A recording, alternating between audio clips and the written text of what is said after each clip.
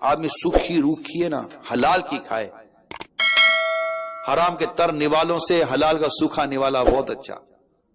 یاد رکھنا، حرام کا تر نوالا یہ آج نہیں تو کل اٹکے گا، اور یہ حلال کا سوکھا نوالا ہے نا، یہاں بھی عزت دے گا، آخرت میں بھی عزت دے گا.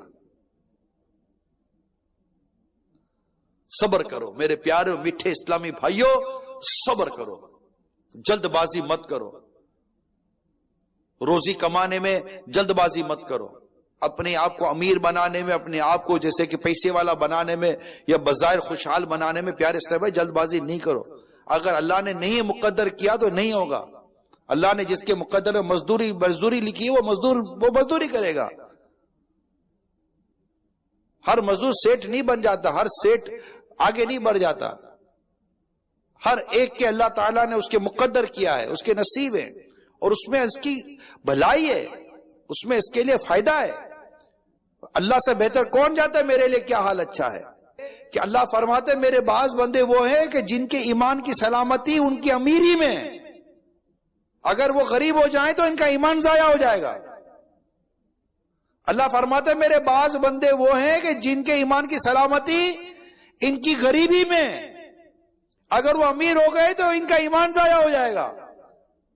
اللہ فرماتا ہے میرے بعض بندے وہ ہیں کہ جن کے ایمان کی سلامتی ان کی بیماری میں، اگر وہ صحت مند ہو گئے تو ان کا ایمان ضائع ہو جائے گا. اور میرے بعض بندے وہ ہیں جن کے ایمان کی سلامتی ان کے صحت میں، اگر وہ بیمار ہو جائیں تو ان کا ایمان ضائع ہو جائے گا. اللہ جانتا ہے کہ ہماری بھلائی کس میں، بیماری میں، صحت میں، امیری میں کہ غریبی میں. وہ یہ نظام ہے قدرت کا، امیری غریبی، کمی زیادہ. سارے امیر ہو جائیں گے تو تمہاری بلڈنگیں کون بنائے گا؟ تمہارے باتھ روم کون صاف کرے گا؟ تمہاری گلیاں کون صاف کرے گا؟ کیا سیٹ صاحب آئے گا گلی صاف کرنے کے لیے؟ سیٹ صاحب آئے گا تمہارا نلکا صحیح کرنے کے لیے؟ کون بلڈنگ بنائے گا؟ کون گاڑے کا کام کرے گا؟ کون اینٹوں کا کام کرے گا؟ کیا زمیندار صاحب آئیں گے کھیت میں یہ بونے کے لیے؟ یہ اللہ نے ایک نظام بنایا ہے کہ اللہ جس کو چاہتا ہے وسعت دیتا ہے، جس کے لیے چاہتا ہے تنگی کرتا ہے، جس کو چاہتا ہے امیر بناتا ہے، جس کو چاہتا ہے غریب رکھتا ہے. آپ بولا میرے کو امیر کیوں نہیں بنایا؟ تو ہوتا کون ہے اللہ کو بولنے والا کہ مجھے امیر کیوں نہیں بنایا؟ تجھے اللہ نے کتا نہیں بنایا، تجھے اللہ نے سور نہیں بنایا، شکر ادا کر. تجھے اللہ نے چونٹی نہیں بنایا، تجھے اللہ نے کتا نہیں بنایا، اللہ کا شکر ادا کر. تجھے اللہ نے انسان بنایا، اشرف المخلوقات بنایا، اور پیارے محبوب کا غلام بنایا، رسول پاک کی امت نے پیدا کیا، اس کا شکر ادا کر. بندہ ہوتا کون ہے اپنے رب سے بات کے اس طرح اعتراض کرنے والا کہ مجھے اللہ تعالیٰ نے یہ کیوں نہیں بنایا؟ تو بندگی سیکھی نہیں کیا؟ بندہ کس کو کہتے ہیں؟ بندہ کبھی اپنے رب پر اعتراض کرتا ہے؟ بندہ کبھی اپنے رب پر کلام کرتا ہے؟ بندہ تو اپنے رب کی رضا پر راضی رہتا ہے. اللہ نے مجھے جس حال میں رکھا اچھا رکھا، اس سے مجھے انسان پیدا کیا، اشرف المخلوقات بنایا، مسلمان کیا، محبوب کریم کا دامن کرم دیا، غوث پاک کی محبت دی ہے میرے رب نے مجھے، ایمان کی نعمت اللہ تعالیٰ نے مجھے دی ہے.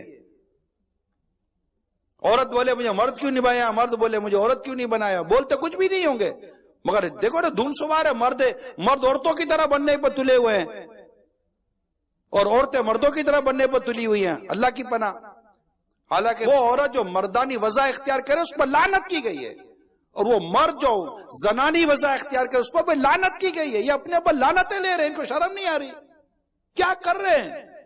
کیا ہو گیا ہے میرے پیارے صاحب بھائی ہمارے معاشرے کو؟ ارے خدا را مسلمان ہیں ہم لوگ، مسلمان بن کے جیو. جن مذاہب کے اندر ان چیزوں کی کوئی قیودات نہیں ہے، جن کے اندر ان چیزوں کا کوئی مطلب ہے ہی نہیں، اگر وہ ایسا کچھ کرتے ہیں تو تم ان کی ریس کیوں کرتے ہو؟ تم یہ دیکھ رہے ہو کہ فلاں کیا کر رہا ہے، یہ دیکھو تمہارے رسول پاک کیا کہہ رہے ہیں. مسلمان یہ نہیں دیکھتا تو وہ کیا کر رہا ہے، مسلمان یہ دیکھتا ہے کہ میرے رسول اللہ کیا فرماتے ہیں، میرا اللہ کیا فرماتا ہے. تم دوسرے مذہب والوں کے انداز کو اپنے مذہب میں لانے کی کوشش کر رہے ہیں، مذہب سے مراد اپنی زندگی میں نافذ کرنے کی کوشش کرتے ہیں. مسلمان کی زندگی اسلام و دین کے حکم پر مطابق چلے گی، فلمیں ڈرامے دیکھ کر نہیں چلے گی. فلمیں ڈرامے گانے بازی اور حالات اور یہ فیشنیں دیکھ کر مسلمان تو اپنا انداز بدل رہا ہے.